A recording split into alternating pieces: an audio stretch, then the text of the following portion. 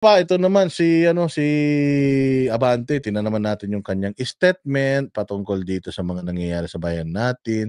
Sige, Benny Abante, pasok kung ano naman yung drama mo sa buhay. Sige, ilabas mo yung sama ng loob mo sa yung pagkakamali, isalba mo sarili mo mula sa pagkalaos na kongresista diyan sa Maynila dahil sa yung puta, wag mo nang isuot yung kwintas mo, sir. Ang sama na, ano yan, baka masunog ka. Sige. Sabi ko sa inyo, hindi lahat ng relihiyoso mabait. Hindi lahat ng relihiyoso hindi sinungaling. Oo, kung ito ngang mga ganitong estado, bishop na daw yan, ha? Pero sinungaling pa. O putangin na, saan tayo pupulutin yan? Kung ikaw bilang isang bishop, sinungaling, edi lalo nang magsisinungaling ka sa kongreso. Tama, di ba? Kasi sa Diyos nga, nagsisinungaling ka eh. Sa kongreso pa kaya. Sige, pasok. Ask you to remember the name of Kian de los Santos. Anong problema kay Kian, sir? Anong problema natin kay Kian? Anong meron kay Kian? That young man, Oh, that minor, oh, whose life was tragically cut short Okay, by a oh. bullet fired in the dark. Okay, drama. Kakabasa mo yan ng ng mga Shakespeare, ah. O sige. We are here today for Kian Oh, ano ba and problema for the kay Kian? countless innocents like Anong problema kay Kian, sir? Tapos na po yung kaso na yan. Lumapit po yung pamilya ni Kian de los Santos kay PRRD, humingi ng tulong na sana po ay mapanagot yung mga pulis na nagmalabis sa kanilang tungkulin. Sabi nga ni Jennifer Tan, si Duterte ba bumaril? Inutos ba ni Duterte na barilin mo yung bata sa ulo in the dark? Meron ba ganun nangyari? Wala naman. So bakit pinapasagot natin si PRD dito? He will take full responsibility of what happened. Legal responsibilities of what happened. File cases if you can. Using yung yung pronouncement ni PRD na I will take full responsibility because that's how a chief executive supposed to act. Ganun dapat ang chief executive. Ako presidente ng Pilipinas. Lahat ng mangyayari sa Pilipinas during my term, it's all on me. It's all on me. Ako lahat, good or bad, it's all on me. Because ako yung ako yung ako yung may full responsibility. I'm responsible for the lives of all the fallen militaries during my time, fallen soldiers during my time, fallen policemen during my time. I'm responsible doon because I'm their boss. I'm their president. Accountability, sabi nga ni bargain shopper. Yun. Yang kay Kian de los Santos, may nakulong po dyan, sentensyado 40 years imprisonment doon sa police na gumawa niyan kay Kian. Ano pang iniiyak mo? Justice has been served. Etong mga bagong mga testigo nyo, yung mga luma pa rin testigo nyo na sigaw ng sigaw, if you want justice to be served, magsampa na kayo ng kaso. Kasi wala pong justice na masiserve by mere, yung pag-statement, lalabi, pagbibigay ng mga inspirational speeches. Wala po kayong masosolve dyan. Walang makakasuhan. Kahit 10 taon ka abante na gumawa ng mga highfalutin statements against PRRD will not go to jail because of your statement. If you really want to have or hold PRRD accountable sa batas natin, then go ahead and file cases against him. 5 years ka magsalita ng ganyan, baka mamaya si PRD, mga 20 years na lang siya sa mundo, 50 years, kahit 50 years kang magsalita ng ganyan, hindi mo mapapakulong si PRD. Kasi nga hanggang yak-yak lang kayo, kaya ang sabi ni PRD, not a bit. Hindi ako takot sa inyo, not a single bit. Sabi nga ni Diego Latigo, case closed na yung kay Kian eh. Case closed na po yan, nasintensyahan na yung pulis dyan. Anong gusto mo? Ikulong mo si PRD dahil nabigyan naman ng hustisya yung bata? Hindi mo na mababalik yung buhay ng bata. Sorry talaga dahil naging biktima siya noong mga kahayupan nitong mga pulis na 'to, mga nag-ooperate. Ngayon ikaw, Abante, kung kaya mong gumawa ng milagro at diyan sa kakadaldal mo, mabuhay mo ulit si Kian, mabuti yan. Pero kung hindi na, ibig sabihin niyan ginagamit mo na lang yung kamatayan ni Kian dahil sa mga personal mong galit sa mga Duterte. Kung sino dito ang demonyo, ikaw yun. Bakit? Patay na yung bata. Nananahimik na yung bata, nabigyan na ng hustisya yung bata, nagbabayad na sa kulungan yung pumatay sa bata, pero ginagamit mo pa yung bata. Ang kapal ng pagmumukha mo, sir. Like him who died in the name of a misguided, bloody war on drugs. Bloody war. Sabi niyo nga, okay yun eh. Tapos ngayon, bloody. Kaya nga siya war because bloody siya, sir. Wala pong war na nagkikilitian lang yung mga involved sa gera na yan. Yung First World War. Tingnan mo, kaya nga war. Ang dami namatay niyan dahil sa New World Order. After niyan, World War II.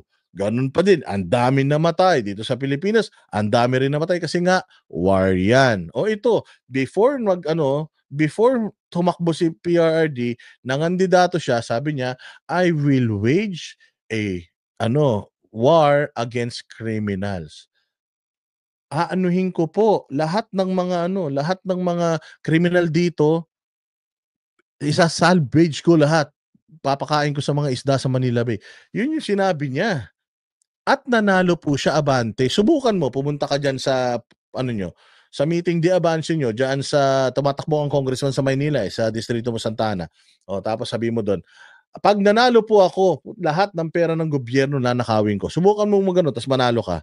Hindi ka mananalo. Si PRRD, ang maraming binantaan, pati yung mga oligarko, kayong mga oligarko, hahabulin ko yung mga buwis ninyo.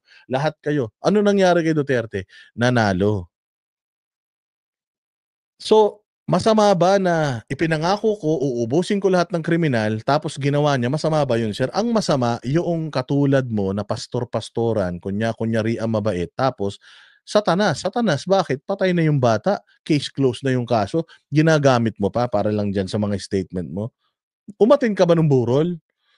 Makapagsalita ka, parang umatin ka ng lamay, kahit isang araw, wala ka naman yata dun sa lamay. Nahanap mo si Kian, nailibing na, kahit yata dun sa libing, di ka nagpunta. Diego Latigo, nagpunta ba sa lamay ito? Taga Caloocan ka eh. Saan ba yun? Caloocan ba yun? Malabon? Para siyang, yung involved siya kay Kian. Yung invested siya kay Kian. Paano na si Kian? Nagpunta ka ba ng lamay?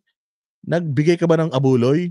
Nagtong eats ka man lang ba doon para sana madagdagan man lang yung tong? Wala. Punta kang wala, sir, ginagamit mo lang si Kian. Ikaw ang masamang tao because patay na yung bata, ginagamit mo pa sa politika mo. To our people and to everyone here, I say enough. Enough with the gaslighting. Enough with the distractions. Enough with the squid tactics. Squid tactics. So, ibig sabihin, si Inday Sara na naman yan. Kasi, squid tactics na naman eh. Yung paring Dilawan, yung nagpunta, sino? Yung addict na pare, nagpunta? Ayun, mabuti yun. Buti nga siya nagpunta eh. Diba? Sabi nga nito ni Garski, baka lumagpas sa langit pag namatay yan, dire-diretso na hanggang impyerno, mag-U-turn, pag sa ilalim. Baka mahiya si rito, baka mahiya si Lucifer dito pag nagpunta sa impyerno to. We cannot be knocked off course by words meant to confuse or mislead. At this point, there is one voice we must focus on. One that was used under oath in the halls of the Senate. Yun naman pala eh. So, meron na pala kayong under oath na boses na makukuha sa Senate. Why do you still want PRRD to attend dyan sa Quadcom ninyo? Ikaw na may sabi, meron na palang nag-e-echo na mga pronouncements, na mga under oath na mga statements si PRRD. Why not just use that? No, okay na yun. Sige na, gamitin nyo na nga yun. Gamitin nyo na yung mga pinagsasabi. Ayan na, sampahan nyo na ng kaso. Sinabi niya, may death squad daw siya. Sampahan nyo na ng kaso. Sinabi niya, marami na daw siyang pinatay na tao. Sampahan nyo na ng kaso. Sinabi niya, I take full legal responsibility of what happened during my time. Sampahan nyo na ng kaso. Anong isasampan yung kaso? Kaya kayo maingay kasi nga wala kayong maisasampang kaso. Kaya nga kayo ICC ng ICC kasi nga pag sinampan nyo yung kaso dito, mawawala na ng visa yung ICC. Last week, former President Duterte himself spoke before the Senate and the nation, and in his own words, took responsibility for the blood spilled in his war on. Oh, yun naman pala eh. Yun naman pala, okay na yun. O, bakit pinapapunta pa ni Paduano? Kausapin mo na si Paduano. Paduano, hindi ka ba nakapanood ng Senate inquiry? Kung nakapanood ka, kung ano yung narinig mo doon, as is, where is, yun na yun.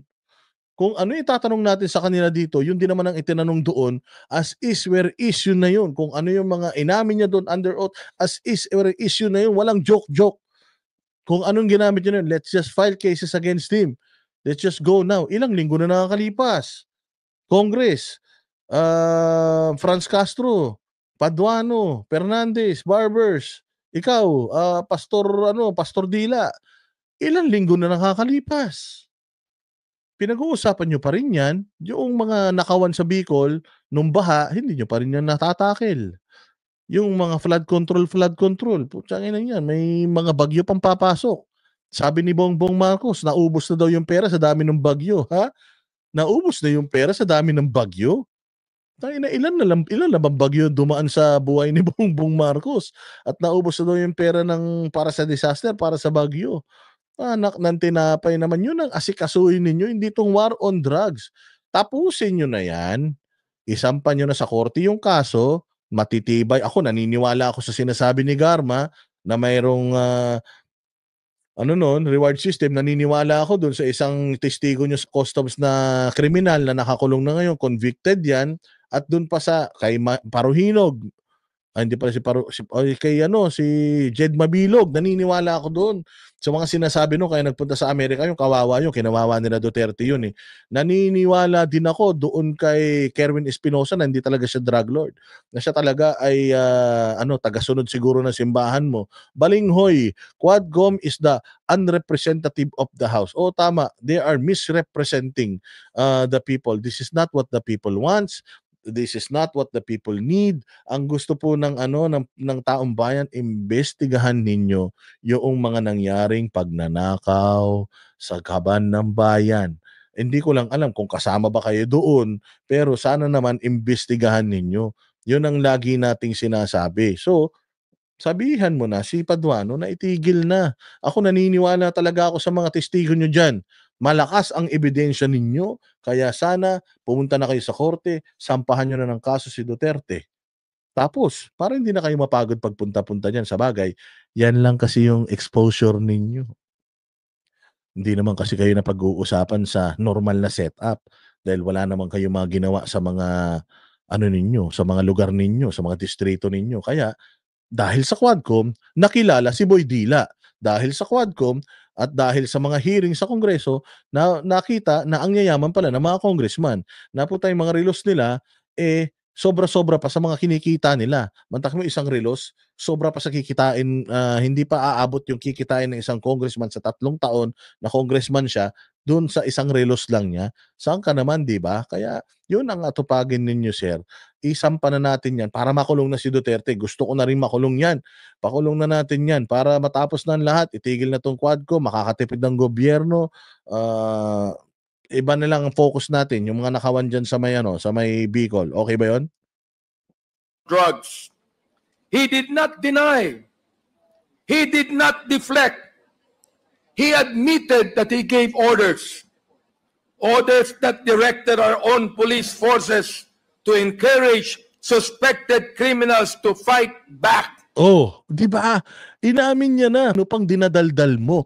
Kung yang araw, minuto, oras na nagsasalita ka diyan, pumunta ka na sa ano, sa DOJ, sinampa mo na yung kaso, putang ina, inuna mo 'yon kaysa sa pagpapapogi mo diyan sa Kongreso. Eh di sana umandar na 'yan. Matatapos ka ng congressman sa 2025. Hindi ka na mananalo sa distrito mo dahil sa kakupalan mo. Iba na congressman nun. Ano nangyari sa mga iniyak mo diyan? Wala. Noise pollution lang kayo. Walang kwenta. so they could be killed. Under oath, he told us this without shame and without remorse. This was not hearsay. This was not a speculation. This was a declaration from the man himself. Oh, I ask you to yun naman pala. It was a declaration. It was a, whatever you wanna call it. Then, stop yakking, cut the chase, shortcut na tayo, punta na tayo sa korte, sampa na ng kaso. Pero kung mas mabilis pa yung bibig mo kaysa sa pag-action mo sa mga narinig mo sa Senado, hindi mo ginagawa yung trabaho mo, di ba? Well, sabagay, hindi mo naman talaga ginagawa yung trabaho mo in the first place. Dahil hindi nyo naman trabaho talaga yung ganyan eh. Ang trabaho ninyo, ang trabaho ninyo is kumuha ng batas, in aid of mag-hearing in aid of legislation. Yun ang trabaho ninyo. Ha?